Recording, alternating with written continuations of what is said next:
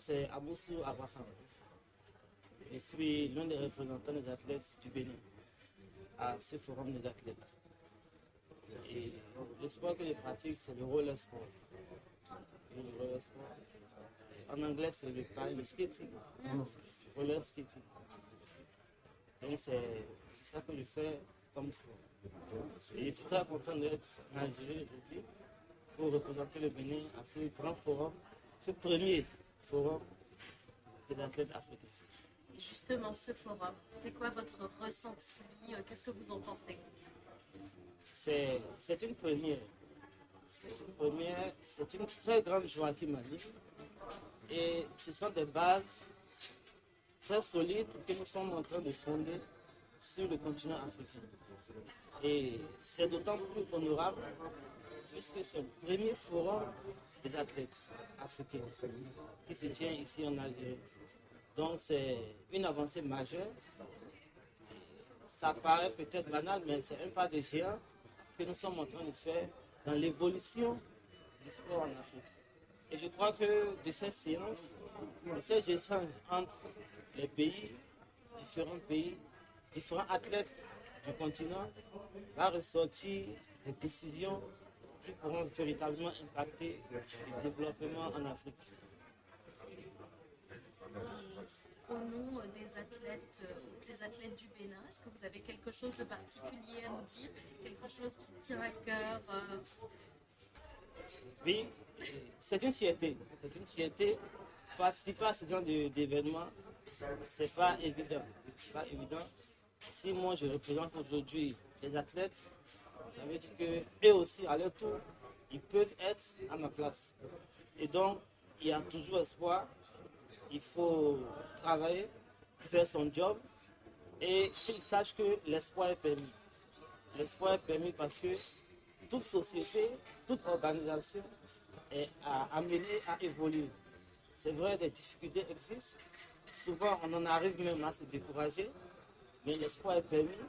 Si toute cette organisation est mise en place, c'est bien parce que les gens savent qu'il y a des problèmes et que les acteurs au cœur, je vais répéter un peu les mots du président du CIE, l'athlète est le cœur de tout. Donc, qu'ils sachent que l'athlète est vraiment au cœur, que les instances internationales à divers niveaux en sont conscientes et font tout pour que véritablement leur vie, leur quotidien soit impacté à travers des programmes de la solidarité, de la jeunesse, de l'éducation et tout ça. Donc, il faut qu'ils gardent espoir, il faut qu'ils travaillent continuellement, s'améliorer continuellement, et l'éducation, et demain sera meilleur. Si vous aviez une baguette magique et que là, maintenant, tout de suite, vous pouviez changer quelque chose, qu'est-ce que ce serait? Il y a tellement de défis, il y a tellement de choses à faire. Et là, tout de suite, s'il y avait une baguette magique, ce serait de conscientiser un peu tout le monde. Parce qu'on l'a répété plusieurs fois, les gens n'ont pas accès à l'information. Quel système il faut mettre en place pour que très tôt, dès le plus jeune âge, les jeunes sachent qu'il y a telle opportunité qu'ils peuvent saisir pour leur progression. Bon nombre d'Africains sont très bons, je vous assure, ils sont très bons en sport, mais parce que leurs visions sont limitées. Ils disent qu'il n'y a rien devant. Il n'y a pas de mécanisme, il n'y a pas d'opportunité pour qu'ils puissent évoluer. Ils abandonnent le sport, je vous assure.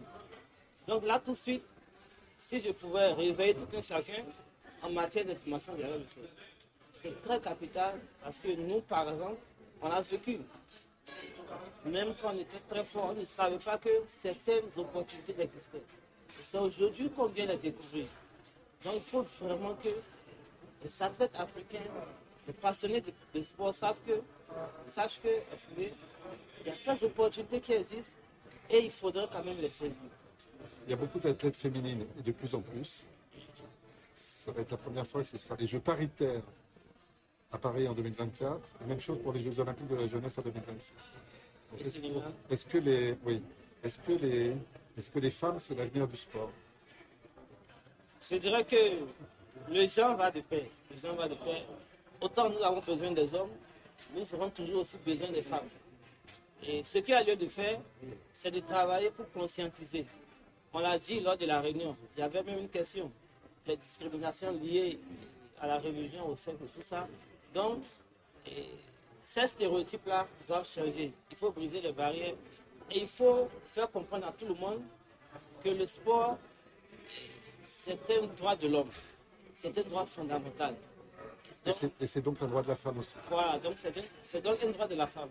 Donc, aucune organisation, aucun pays, aucune structure ne peut empêcher que véritablement les femmes s'expriment au niveau du sport.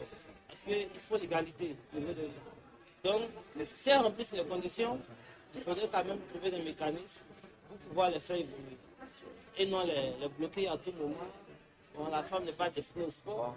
Et souvent aussi au niveau de la religion, nos traditions africaines, parce que c'est nos réalités. Nos réalités. Le plus souvent, quand on met un enfant, garçon et une fille à l'école, très souvent, la fille ne termine pas les études. Qu'elle arrive à un certain niveau donné, on la chante déjà qu'elle est bonne au mariage et qu'elle doit aller se reposer à la maison pour sa vie de famille. Mais le garçon, on le permet quand même d'aller très loin dans le sport. Donc, c'est ces idées préconçues-là que l'on doit commencer par stopper à travers des conscientisations et qu'il faut quand même qu'on respecte la volonté de tout chacun. Parce que c'est des êtres humains, les femmes. Si elles veulent faire du sport, il faut quand même qu'on leur permette de s'exprimer. C'est une bonne conclusion. Très très bonne Merci conclusion. beaucoup. Merci infiniment.